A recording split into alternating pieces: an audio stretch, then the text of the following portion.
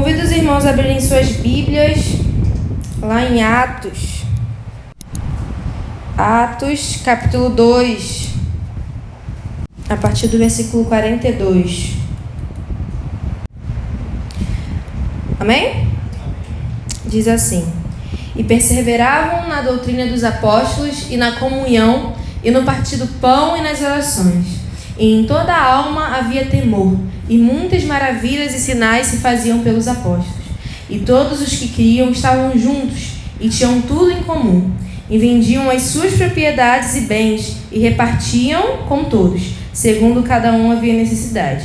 E perseverando unânimes todos os dias no templo e partindo o pão em casa, comiam juntos com alegria e singeleza de coração, louvando a Deus e caindo na graça de todo o povo. E todos os dias acrescentava o Senhor à igreja aqueles que se haviam de se salvar. Amém?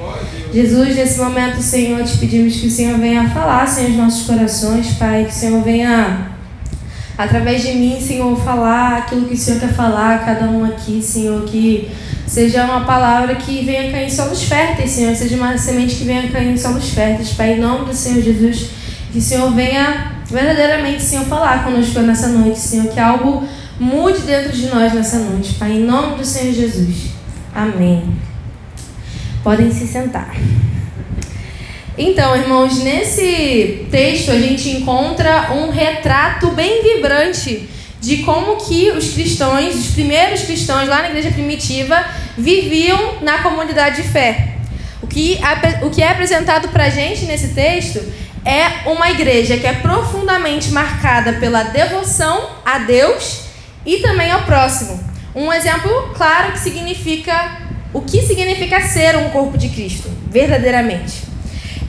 A gente vê que nessa igreja a ênfase é centrada na palavra de Deus, na graça soberana de Deus e na importância da comunhão.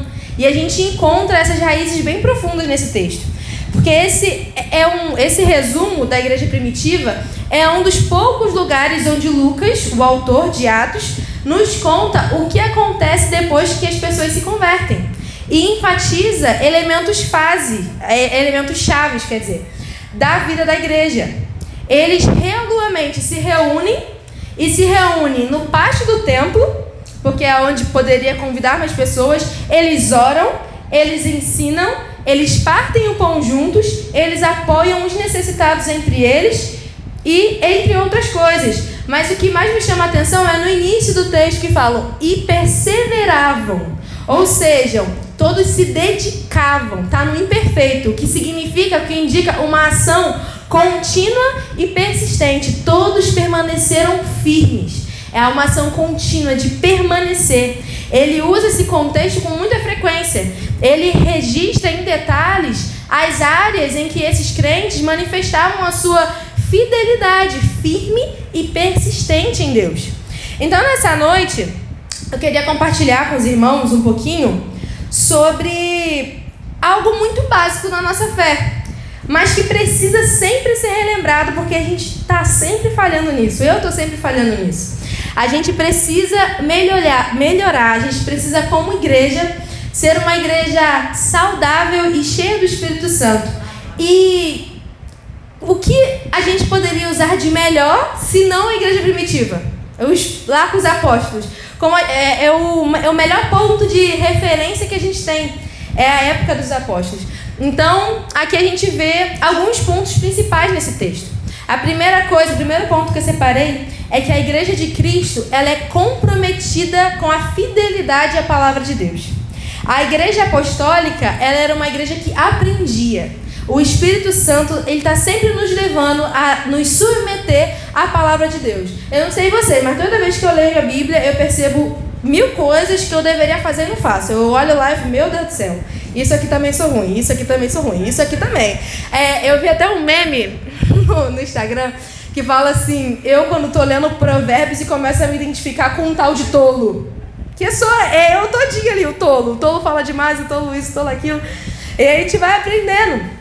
Mas esse texto mostra que a primeira igreja, a igreja primitiva, os primeiros cristãos, eles perseveravam, ou seja, eles continuavam nessa prática de aprender com os apóstolos. Eles eram alunos ávidos da palavra de Deus. Eles eram alunos focados em absorver tudo que eles aprendiam. E eles perseveravam em continuar aprendendo.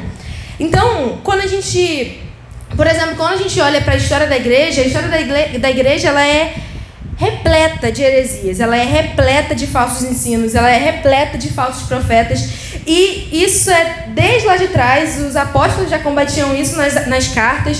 E aí quando você olha para a história da igreja pós-apóstolos, lá você também vê diversas heresias e falsos mestres se levantando e a igreja combatendo. E não é diferente nos dias de hoje. A gente olha para hoje, a gente vê a mesma coisa, repleto de falsos mestres na internet, falsos mestres em cima do púlpito, pregando falsas coisas mentirosas ou meias verdades por aí.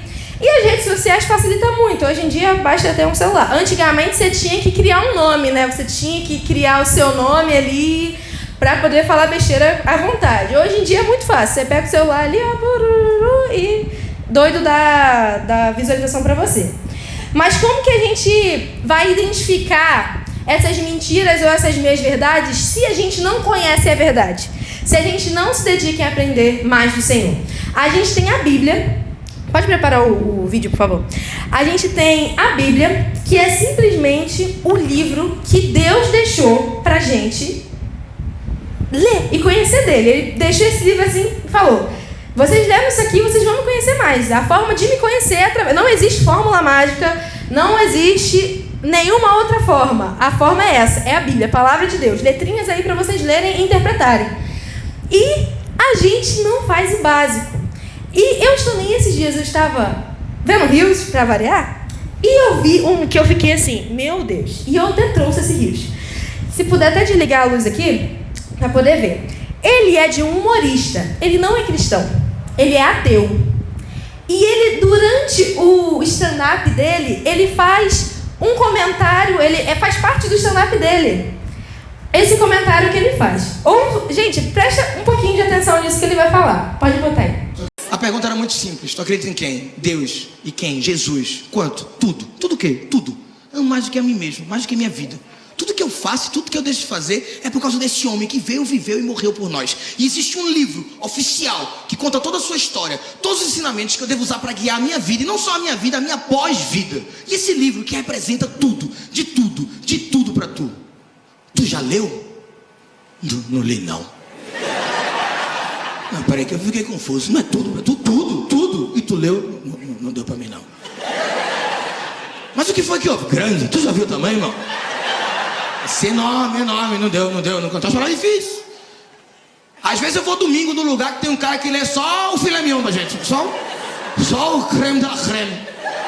Às vezes a gente canta os pedacinhos juntos. Tatuei um trecho aqui no braço. Tu leu e se emocionou? Não. Vi na bio do Instagram do meu pastor. E Senhor dos Anéis? Já li tudo 2 vezes. Harry Potter, sei todos os golpes. Sabe quem é Christian Grey?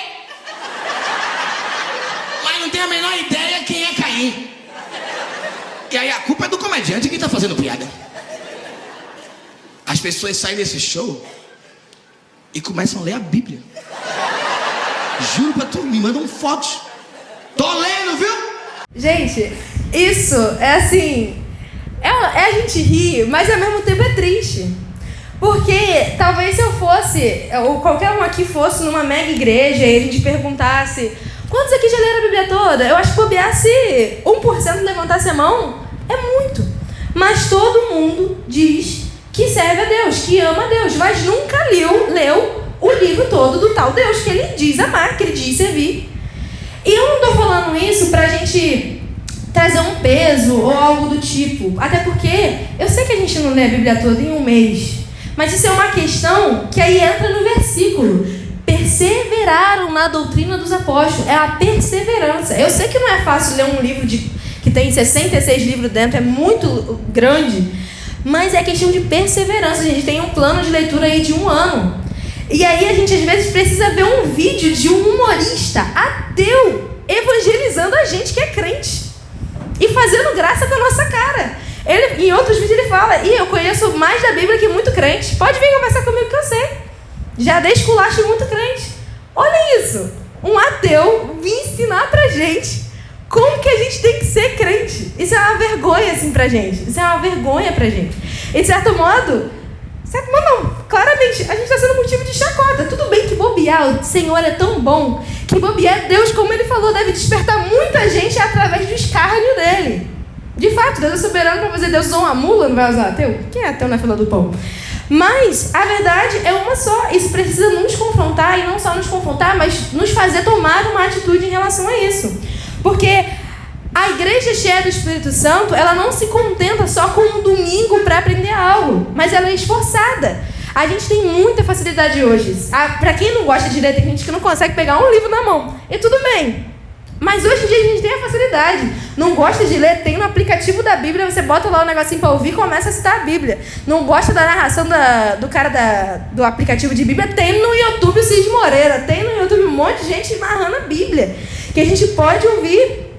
Ah, mas eu gosto de ler e também gosto de ouvir, mas eu não tenho tempo. Meu dia é muito corrido. Gente, dá para, no desenrolo ali do ônibus, ouvir um podcast cristão, ouvir um videozinho de devocional. Ou então, igual a minha amiga, eu tenho uma amiga que ela é mãe e de 2 filhas, e ela também trabalha em casa. E ela fala, Manu, tem dia que é tão corrido, que eu só consigo ler um versículo da Bíblia, e aí eu pego esse um versículo e fico o dia todo matutando ele. Quando estou fazendo as coisas, eu fico matutando ele, tentando tirar reflexão, tentando pensar, estou lavando alguma coisa, estou pensando nesse versículo, e por aí vai. Nem sempre a gente vai conseguir, de fato, todos os dias, tirar um tempo ali para sentar e ler a Bíblia por 1 hora e orar, e aquela coisa tudo bonitinho, com um copinho de café para tirar uma foto. Nem sempre vai dar para fazer desse jeito, mas dá para todos os dias a gente priorizar um tempo com o Senhor, um tempo para aprender um pouco mais e refletir, ouvir bons pregadores. Às vezes a gente fica muito restrito em ouvir pregações ou estudos só quando vem na igreja, mas hoje em dia também, ao mesmo tempo que o YouTube tem muita porcaria, também tem muita coisa boa, muito pastor bom que a gente pode aprender. Então, às vezes, a gente tem dúvidas sobre várias coisas acerca da Bíblia, várias coisas que vêm na nossa mente com questionamento, e ao invés da gente procurar aprender com os estudos bíblicos, qual é o lugar na igreja, na sociedade? Nossa, não faço ideia. Aí perguntar para o pastor, perguntar para alguém, um estudo bom, um livro bom, um podcast bom sobre o assunto, às vezes a gente fica ruminando as nossas próprias ideias e por aí vai, quando a gente tem a fonte, que é a palavra de Deus, para a gente aprender de todas essas coisas e poder utilizar de bons pregadores para poder aprender sobre essas coisas. Muito obrigado. Aprender sobre essas coisas. Então a gente precisa crescer mais, a gente precisa procurar conhecer mais o Senhor. Porque a verdade é que quando a gente quer uma coisa, a gente vai dar um jeito, a gente vai arrumar um jeito. Por mais louca que a nossa rotina seja, por mais doida que a nossa rotina seja, porque a verdade é uma, se num dia, às vezes a gente fala, mas meu dia é muito cansativo, aí não deu e tal, só que se no final daquele dia cansativo você ganhasse um ingresso talvez pro jogo que você mais queria ver, ou para ir para um spa, ou para ir para um cinema para ver um filme que você queria muito, qualquer coisa assim que te enche muitos olhos, você ia abrir mão do cansaço por aquilo. A verdade é que isso revela que às vezes o Senhor de fato não está no topo da lista do nosso coração de prioridade, que existem outras coisas que estão ocupando essa lista, porque talvez se fosse outra coisa a gente ia deixar de lado o cansaço para poder fazer. Mas como que é só ler a Bíblia? O Senhor perdoa, o Senhor entende? A gente deixa para lá. Isso, na verdade, revela um coração onde o Senhor não é o centro, o Senhor não é o primeiro. A gente dá desculpa para o Senhor, enquanto para outras coisas a gente, legal, para isso eu vou. Então, quando a gente quer, a gente dá um jeito. Então, uma igreja cheia do Espírito Santo é uma igreja cheia de irmãos interessados na palavra, dedicados, que perseveram todos os dias em conhecer mais o Senhor. O ensino da palavra é essencial para a vida da igreja. A gente viu a Reforma Protestante, liderada lá por Martim Lutero, por João Calvino, enfatiza isso, a centralidade da Escritura na vida do cristão.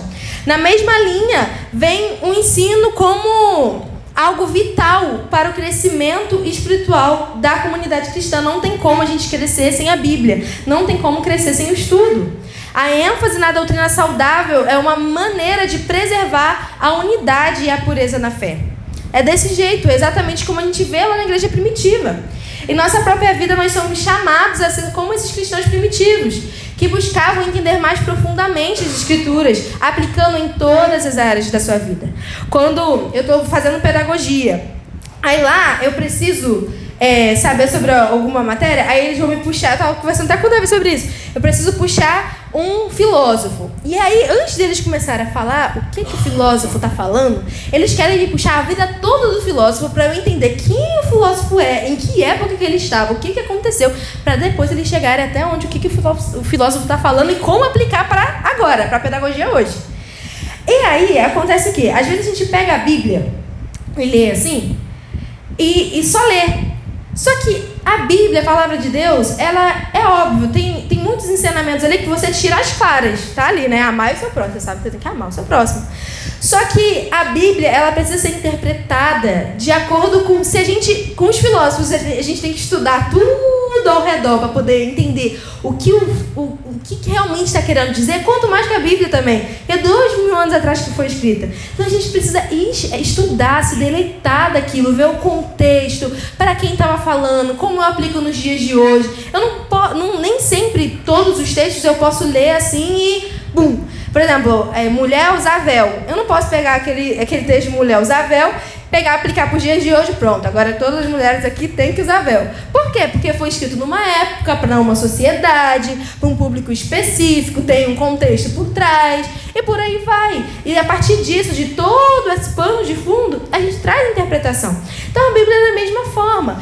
E outros ensinamentos, por exemplo, amar o próximo, tá ali na cara, a gente lê, a gente entende, mas também quando a gente pega um entendimento, quando a gente estuda de uma forma mais profunda, você vai vendo que aquele amor ali que a gente às vezes entende de forma superficial é muito mais profunda do que o que a gente está vendo ali no superficial. Então a gente precisa se deleitar nas Escrituras, é muita coisa preciosa, a gente precisa estudar. Então às vezes a gente se esforça tanto para tanta coisa, estuda tanta coisa, mas a gente não tira um tempinho para se deleitar e estudar a palavra de Deus, a palavra desse Deus que deixou esse livro pra gente estudar e se deleitar. Então a perseverança na doutrina nos leva a uma vida fiel a Deus.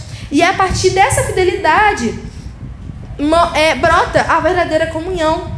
Então que nós sejamos como os cristãos primitivos, os cristãos da primeira igreja, que a gente seja perseverante em aprender mais as Escrituras, que a gente tenha fome e sede, que a gente seja sedento em aprender mais as Escrituras, em se encher mesmo, em conversar sobre isso, procurar. Nossa, eu estava pensando, tenho essa ideia aqui, o que você acha de acordo com a Bíblia?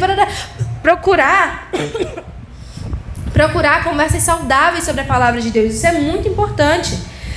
E a Igreja de Cristo, ela também, esse agora é o segundo ponto, ela é perseverante em oração.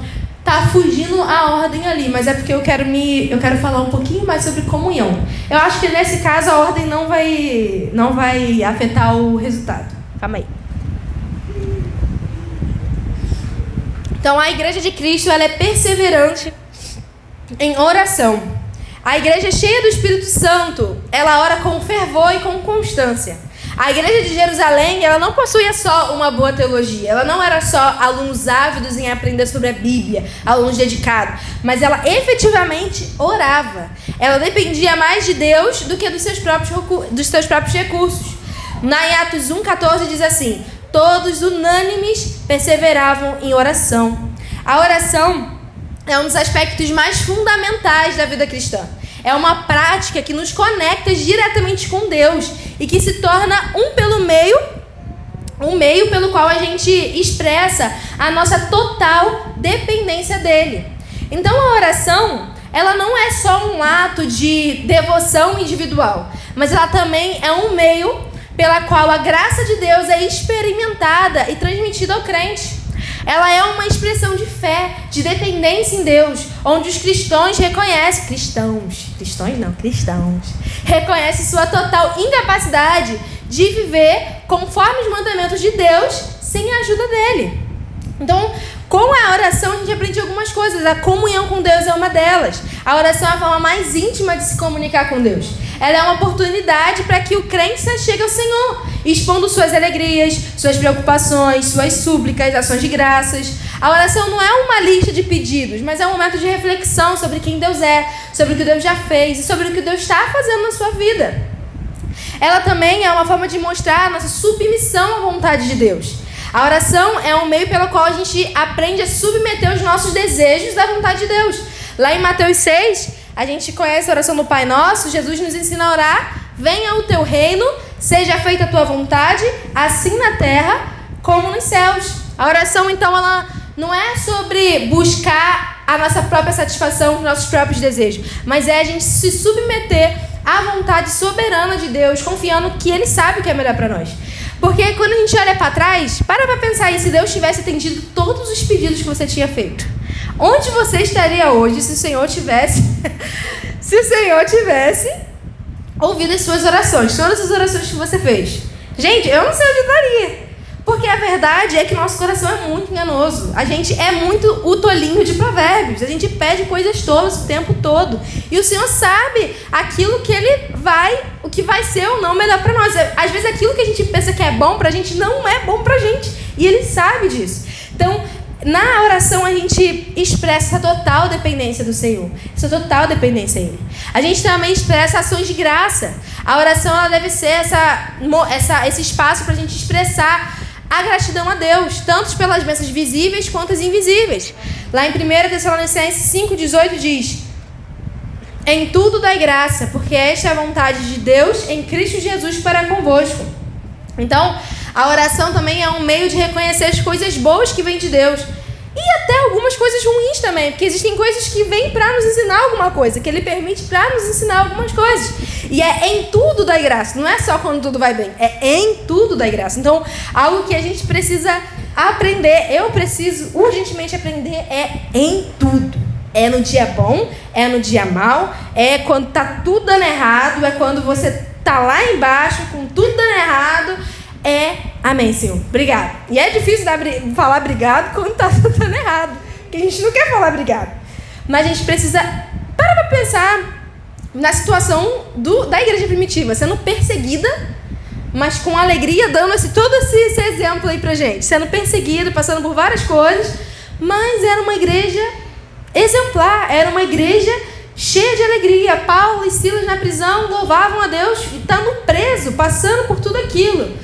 Então, essas coisas têm muito mais a ver com o nosso coração, como a gente enxerga Deus e as circunstâncias, ou melhor, como a gente enxerga Deus do que com a circunstância em si, como está o nosso coração. A oração também é uma forma de a gente praticar a intercessão, é a forma de interceder pelos outros, pedindo a Deus pelas necessidades dos outros. E isso reflete um pouco do coração de Cristo, que está intercedendo por nós diante do Pai. A oração intercessora é um ato de amor e cuidado pelo próximo. É um meio de participar da obra de Deus na vida das outras pessoas. Então, acho que foi minha mãe que falou isso pra mim, né? Que, tipo assim, quando a gente está intercedendo pela vida dos outros, o Senhor cuida dos nossos, né? Então, é um ato de amor pelo nosso próximo. É a maior demonstração de amor que a gente pode dar para alguém, é a gente interceder pela vida dela. A oração também é um meio de santificação pessoal. A oração tem um papel importantíssimo nesse processo de santificação. É o processo que a gente passa para se tornar mais semelhante a Cristo. Quando a gente ora, a gente é moldado pela palavra de Deus e pela ação do Espírito Santo. Quando a gente ora, tudo aquilo que a gente estava estudando na Bíblia, já que nós somos cristãos que perseveram na doutrina dos apóstolos, quando a gente ora, a gente está falando para o Espírito Santo: Senhor, faça disso uma verdade na minha vida, que isso não seja apenas uma teologia, que isso não seja apenas uma ideia, que isso não seja apenas um pensamento, mas que isso seja uma realidade na nossa vida, na minha vida. Então, lá em Efésios 6,18, Paulo nos exorta a orar em todo tempo, com toda oração e súplica no Espírito. A oração contínua, ela nos ajuda a crescer espiritualmente e a viver de maneira mais fiel. Então, a mesma coisa, quando eu olho para trás pelas coisas que eu pedia para o Senhor, Senhor, me ajuda nisso, Senhor, me ajuda naquilo. E quando eu vejo hoje, caramba, como eu melhorei nisso, naquilo. Não está 100%, mas olha o upgrade que teve, olha como que foi. Então, é a mesma coisa, porque às vezes a gente ora e a gente quer que seja automático. Orei aqui, Senhor, me dá paciência. A gente quer paciência no dia seguinte. Mas não vai ser assim, não é dessa forma que as coisas funcionam. Seria muito bom se fosse um botãozinho assim, seria muito bom, mas não é. É um processo e demora. E a gente vai aprendendo, as pancadas da vida vai ensinando também, vai aprendendo e o Senhor vai nos exortando. E o Senhor vai, muitas vezes, criando oportunidades difíceis para nós, para a gente ser provado e para a gente crescer nisso. Não tem como, tem o jargão, né, de academia que é sem dor, sem ganho. É a mesma coisa. Se não tem dor, a gente não cresce. Se não tem dor, a gente não cresce. Então, os primeiros discípulos, como menciona Atos 2:42, eles perseveraram também na oração. Isso nos ensina que a oração não deve ser uma prática esporádica, mas é uma disciplina constante e perseverante. A perseverança na oração reflete a confiança de que Deus é fiel e de que Ele responderá às orações de acordo com a sua sabedoria e a sua sabedoria. Então, a oração é muito mais do que simplesmente pedir algo. E eu sei que às vezes a gente pode falar assim, mas poxa, eu começo a orar e eu acho chato, eu não gosto, eu fico entediado, eu começo a orar, 5 minutos depois já estou me distraindo. E às vezes a gente fica com medo de falar essas coisas para Deus, como se Deus se afetasse com essas coisas, porque a gente fala que acha a oração chata. Aí a gente fica com medo de falar isso para Deus, porque a gente acha que o Senhor soberano, Deus de todas as coisas, vai se afetar com isso. Mas às vezes é esse o momento da gente ser 100% sincera com o Senhor e pedir: Senhor, me ajuda a encontrar prazer. Eu tô achando chato agora, mas me ajuda a encontrar prazer. Mas uma coisa também que eu, na minha pequena sabedoria de 21 anos, que não é muita coisa, na verdade é bem pequena a sabedoria, que eu tenho aprendido é que as coisas chatas, a maioria das coisas chatas são boas. As maiorias das coisas chatas são importantes de fazer. Por exemplo, comer saudável é muito chato. Eu não gosto. Eu definitivamente não gosto. Eu gosto de um hamburgão cheio de cheddar, cheio de tudo que é errado comer. É disso que eu gosto de comer. Só que quando eu escolho comer não saudável, eu estou escolhendo uma velhice com muitas doenças. Mas quando eu escolho comer saudável, eu estou escolhendo uma velhice com bem menos possibilidades de doenças e mais saudável. Então, o que é chato agora me dá benefícios no futuro. O que é gostoso agora me traz malefícios no futuro. Exercício físico é a mesma coisa. Eu não gosto. Acho super chato. Muito chato. Só que se eu quero, a mesma coisa, se eu quero ter um futuro, uma velhice saudável, uma velhice com menos probabilidade de ter uma doença, é a decisão mais sábia. É chato, mas é necessário a longo prazo. Agora, se eu escolho ser sedentária agora, eu estou escolhendo uma velhice ruim. Ou seja, aquilo que é ruim para fazer agora vai me trazer benefícios mais tarde. E o que é bom para fazer agora vai me trazer malefício mais tarde. E é interessante porque quando você está comendo saudável, você aprende a comer saudável. E você aprende a gostar. Com o tempo, no início é ruim, mas depois você vai aprendendo a fazer umas receitinhas mais legais e tudo mais. E aquilo vai se tornando prazeroso. A academia é a mesma coisa, o Joyce que o diga, a bichinha ama. Começa chato, mas depois você vai pegando gosto e aquilo se torna algo prazeroso. Por que eu estou dando esses exemplos? Porque é a mesma coisa com a vida, com a disciplina em relação à oração, com relação à Bíblia. Pode ser chato naquele primeiro momento, que aquela luta da carne contra o espírito é chato, é entediante, mas você precisa se decidir. É um negócio meio chato que eu estou fazendo agora, procurando um benefício futuro, que é conhecer mais a Cristo, ter um maior relacionamento com Ele. Então é disciplina, é por isso que o nome é disciplina espiritual, porque é necessário uma decisão. Eu não vou fazer isso aqui porque isso aqui é legal ou porque eu estou com vontade. Eu vou fazer isso aqui porque é necessário. E quando eu vou caminhando, aprendendo a fazer essas coisas, eu vou orando e pedindo: Senhor, torna isso aqui prazeroso para mim. Torna a leitura bíblica prazerosa para mim. Torna a oração prazerosa para mim. Mas enquanto não é prazerosa para mim, eu vou fazer isso aqui em obediência, porque a sua palavra está mandando a fazer. E a obediência, o Senhor vai ouvir, o Senhor vai nos ajudar, o Senhor vai nos dar prazer. Mas para isso a gente precisa perseverar. A gente precisa decidir isso no nosso coração. Assim como Daniel assentou no coração dele não se servir com as iguarias do rei, a gente precisa sentar isso no nosso coração.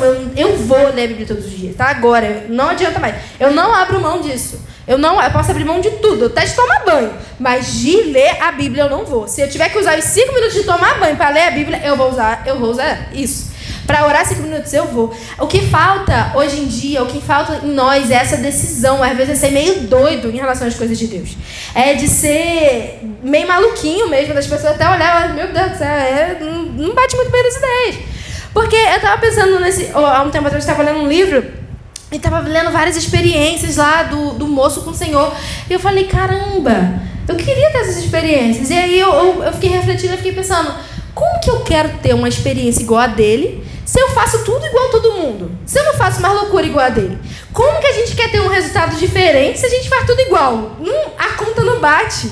Não faz sentido. Então a gente precisa ser meio doidinho mesmo pelo Senhor. A gente precisa ser louco mesmo por Ele, focar e se decidir. E eu estava também, há um tempo atrás, estava assistindo uma série e eu fiquei assim, encantada. Eu falei com a minha mãe, fiquei assim, mãe, o personagem principal, ele era um cara, não era cristã, e nem os princípios do cara eram cristãos. Só que ele era tão focado nos princípios dele, tipo assim, ele não abria mão. As pessoas podiam oferecer tudo pra ele, mas como ele entendia que era errado, ele não abria mão. Na série ele foi preso, ele passou por várias coisas, mas ele não abria mão do princípio dele. E eu fiquei pensando, caraca, se a gente tivesse pelo menos meia dúzia de irmãos, de cristãos, se eu fosse um pouquinho igual a ele, assim, doido mesmo pelos princípios do Senhor, como que a gente teria hoje em dia uma igreja completamente diferente? Porque realmente é o que a Bíblia fala, às vezes os filhos das trevas são mais sábios que os filhos da luz. A gente vê pessoas completamente devotas aí de outras religiões, os muçulmanos, criança com 6 anos, sabe o Alcorão de ponta a ponta. Aí, centro de macumba, o pessoal corta o cabelo, faz um monte de coisa assim, extremíssimas, por amor à religião, por amor rural, que nem é verdadeiro. E a gente, filho de Deus, a gente não se dá, às vezes, o trabalho de fazer assim, um mínimo, que é a oração, que é a leitura da Bíblia, que é realmente a devoção total ao Senhor. E aí que tá, né? Como às vezes a gente pode aprender com essas pessoas que nem cristãs são. Ensinam muito mais a gente, muitas vezes, do que as pessoas dentro da igreja. Então, os irmãos primitivos, eles perseveravam na oração. Eu estou falando isso assim com muito temor no coração, porque não é uma disciplina espiritual que eu tenha facilidade. Eu adoro a leitura bíblica, adoro estudar a Bíblia, é o meu forte. Mas agora, oração, eu falo isso com todo temor, porque não é algo que para mim é fácil de fazer. É algo que para mim eu ainda oro, Senhor, me ajuda a encontrar prazer nisso, me ajuda, Senhor, me ensina. Às vezes é 5 minutos que vai, já são 5 minutos que eu acabo assim, ó. Aí depois eu tento mais 5 minutos, aí vai. Eu fico admirando. Minha mãe, irmã Cláudia, que ora meia hora, eu fico, gente, como consegue? Caramba, eu quero chegar um dia aí. Mas a gente vai aprimorando. É como eu falei, é um processo, santificação é um processo. E não adianta a gente fingir que a gente é bom em tudo, ou fingir, botar uma máscara de alguma coisa. A gente tem que ser sincero mesmo, a gente tem que falar, olha, tô ruim demais nessas áreas, tá péssimo, eu preciso melhorar, a gente precisa reconhecer. E isso que eu tô falando, entra no terceiro e último ponto. Tem outros pontos, o texto é bem longo, dava para poder falar sobre várias coisas, mas deixa eu beber um pouco d'água aí, peraí. Mas eu me apeguei mais a esse primeiro versículo, que a igreja de Cristo ela também tem uma profunda comunhão. Então, uma igreja ela cheia do Espírito Santo, tem os irmãos que se amam profundamente. Na igreja de Jerusalém, os irmãos gostavam de estar juntos, a gente vê isso no versículo 44. Eles partilhavam seus bens, vê isso no versículo 45. Eles apreciavam estar no templo, vemos isso no versículo 46, também nos lares, também no 46. Então havia um só coração, havia uma só alma, eles estavam sempre juntos. Onde desce o óleo do Espírito Santo, ali tem a união entre os irmãos. Então os crentes, eles eram sensíveis para ajudar os necessitados. Eles converteram o coração, mas também converteram o bolso. Então eles vendiam as suas propriedades, olha isso, vendia a propriedade para benefício próprio, para receber uma graninha e poder comprar um carro novo? Não, era para dar para os irmãos que tinham necessidade. Olha esse amor que eles tinham um pelo outro. Eles de verdade encarnaram assim, a graça da contribuição, a comunhão cristã, o cuidado cristão. Eles entenderam que tudo isso é sobre, na verdade, um compartilhamento cristão, a vida na vida. Essa era a realidade dos irmãos lá da igreja primitiva.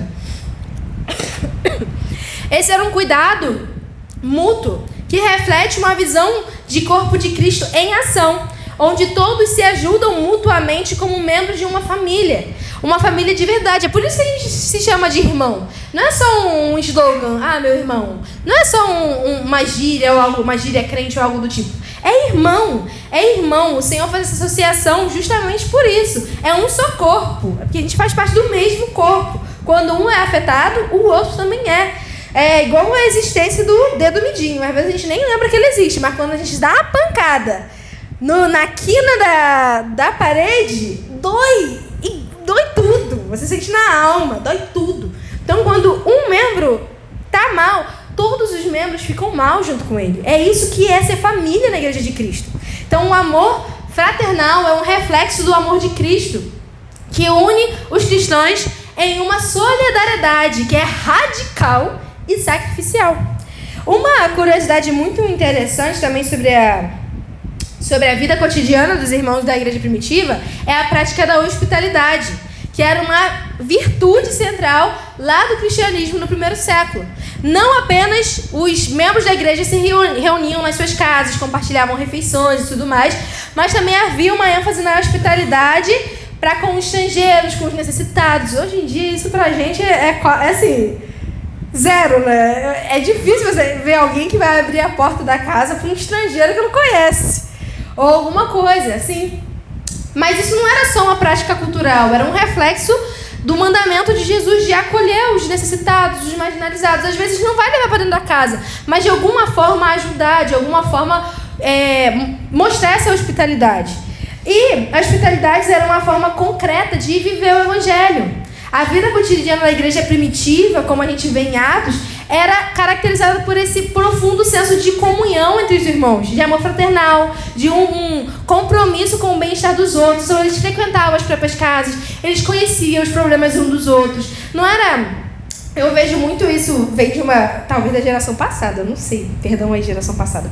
Mas uma coisa, às vezes, assim, de tipo assim, vir à igreja e aí a gente pode tomar a máscara do eu tô bem. E aí tá todo mundo bem, mas a verdade é que se de repente eu sentasse, ou meu pai sentasse, sei lá, com cada um, e todo mundo fosse 100% sincero, talvez ninguém vai estar bem. Todo mundo cheio de problema, mas a gente bota na nossa cabeça que a gente precisa dessa máscara uns com os outros, e a gente não fala quando a gente está mal, quando a gente está precisando de oração. Olha, meu casamento, ou meu relacionamento com meu filho, ou qualquer coisa. Olha, eu tô mal, eu tô contra a depressão. A gente prefere muitas vezes fingir que a gente está bem, quando na verdade a Bíblia nos chama para sermos irmãos, ou seja, compartilhar os nossos problemas, viver uns com os outros. E às vezes a gente não compartilha com os nossos irmãos, mas compartilha no trabalho, compartilha com pessoas que não são cristãos, que vão trazer pra gente conselhos que nem são bons, vão trazer conselhos que na verdade vai piorar toda a situação.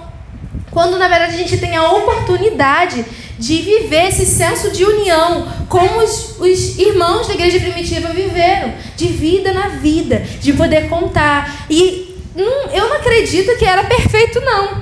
Lá em Gálatas a gente vê o pouquinho que Paulo e Pedro conviveram. Paulo já chama a atenção de Pedro na frente de todo mundo, dá acorda neguinho para ele. Não deveria ser fácil. Não deveria ser fácil, mas aí que a comunhão, aí que entra a importância da comunhão. Porque a gente também não pode romantizar, é tão lindinho e tudo mais. Mas devia ser difícil em alguns momentos também. Não é fácil conviver com pessoas.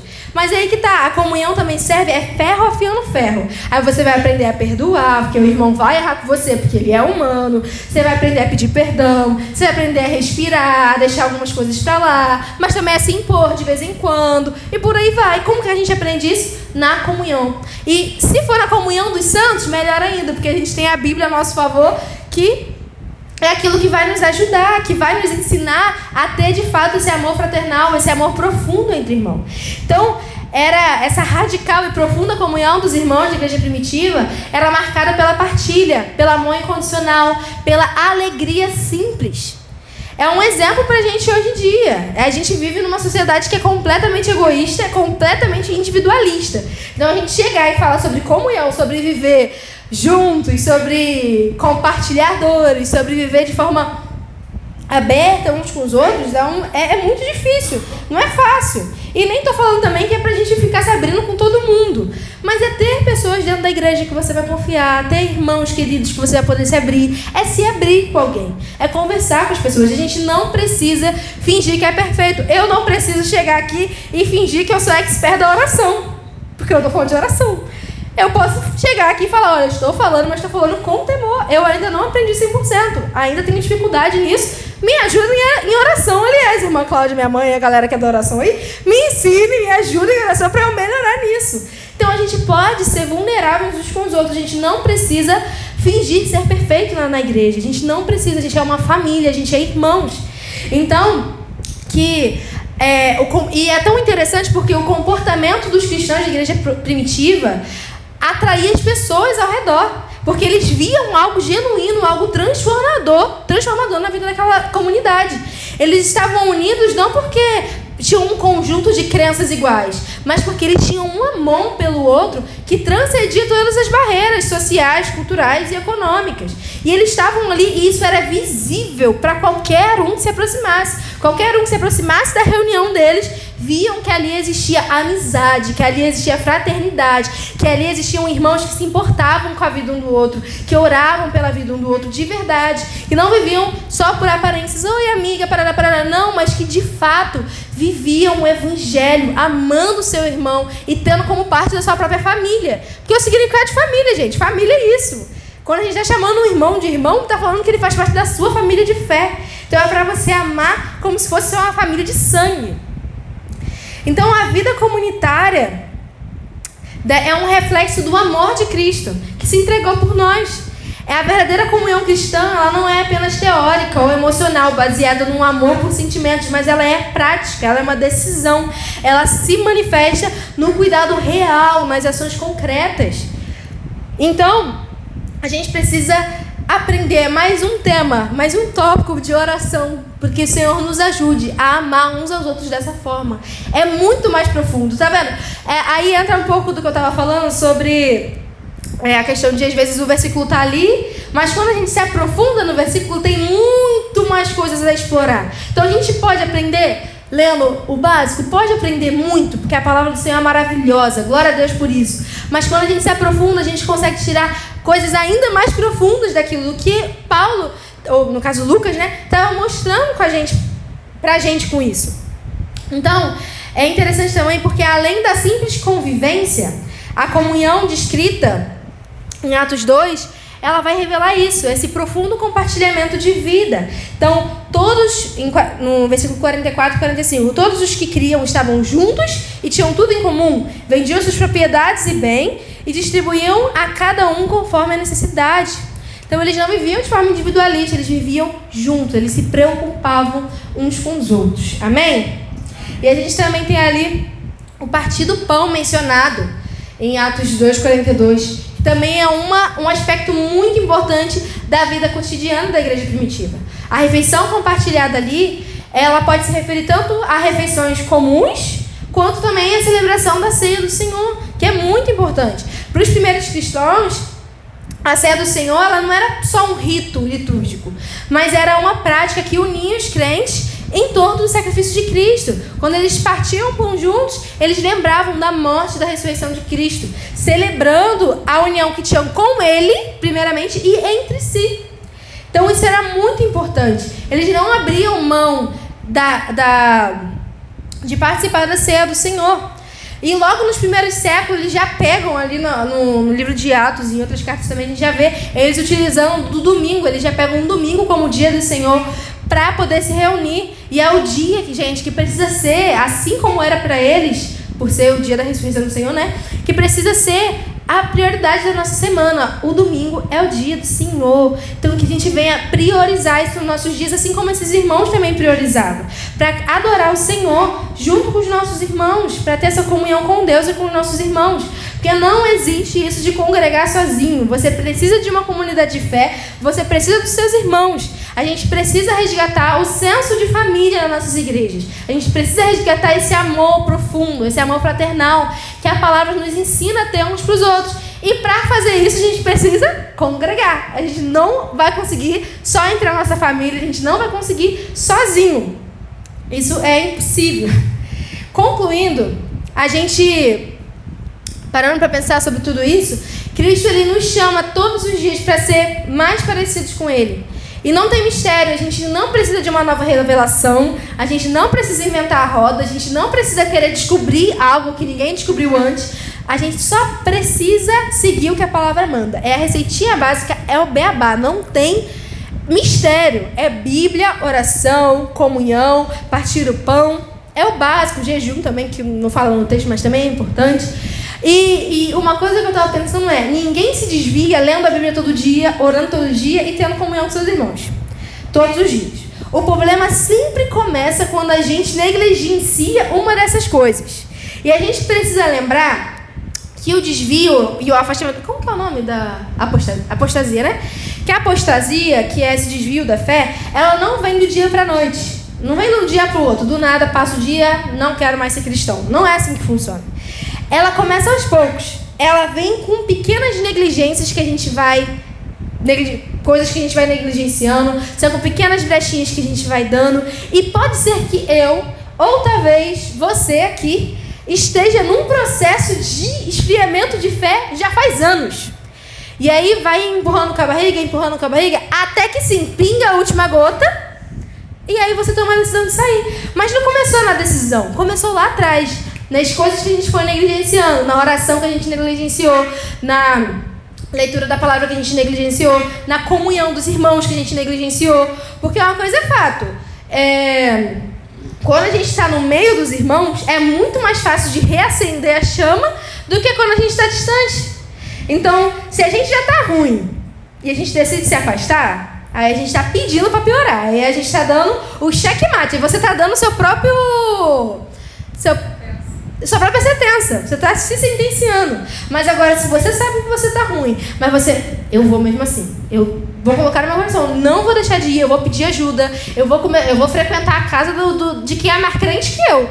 Eu vou frequentar a casa dessa galera. Vou puxar uns assuntos com eles. Vou pedir uns conselhos. Eu vou me aproximar. A gente vai se agarrando. E ninguém aqui é imune a isso. Ninguém aqui é imune a esfriamento espiritual. Todo mundo aqui, isso pode acontecer com qualquer um. E pode ser que muitos de nós aqui dentro hoje estejamos nesse momento de esfriamento, de pouquinho em pouquinho, que a gente nem está percebendo. E aí é a hora que a gente percebe, a gente precisa reconhecer primeiro e decidir uma mudança. E o beabá está aí, é oração, é palavra e a comunhão. É o beabá, o mais importante que a gente precisa seguir. Então, que a gente venha... verdadeiramente clamar, implorar ao Senhor para que Ele venha reacender em nós o nosso amor por Ele. Que a gente venha se vestir verdadeiramente a camisa de cristão, se posicionar. Que a gente não brinque de ir para a igreja, de ser crente, de vez em quando, mas que a gente de fato entenda o que é ser cristão. Que a gente entenda de fato o que inclui isso. E inclui muita renúncia, abrir mão de muita coisa, engolir muita coisa a seco, querendo falar muita coisa. Não é fácil seguir a Jesus. Quem fala, quem prega aí falando que é fácil, que é beleza, que Ele vai te dar isso, que Ele vai... É tudo mentira. Vai não. É difícil pra caramba. É muito difícil. Mas, ao mesmo tempo que é difícil, a palavra fala que o fardo dele é leve.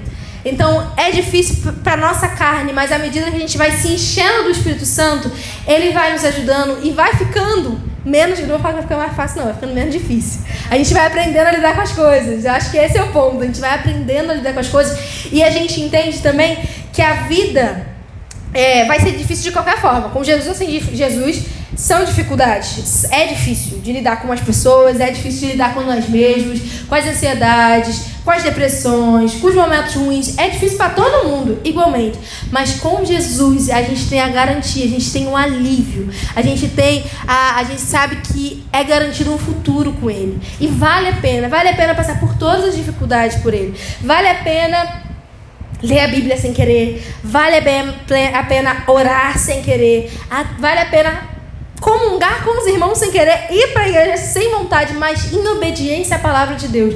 Eu não quero, estou cansada, estou passando mal, mas eu vou, porque eu escolho ser obediente com vontade ou sem vontade. Eu vou. É uma escolha que a gente faz no nosso coração, a gente decide, a gente bota isso no nosso coração e vai atrás. E com o tempo o Senhor vai nos ajudando, a gente vai no nosso processo de santificação, o Senhor vai nos ensinando, vai nos dando prazer, vai nos mortificando, mostrando aquilo que a gente tem que mudar, mostrando talvez aquilo que está nos esfriando, aquilo que está fazendo a gente não ter vontade de orar, de ler a Bíblia e por aí vai. E a gente vai se santificando. Então que a gente possa verdadeiramente assentar no nosso coração, perseverar, ter essa disciplina com o Senhor de decidir seguir a Ele em espírito, em verdade, não importa a qualquer preço, sabe? A qualquer preço.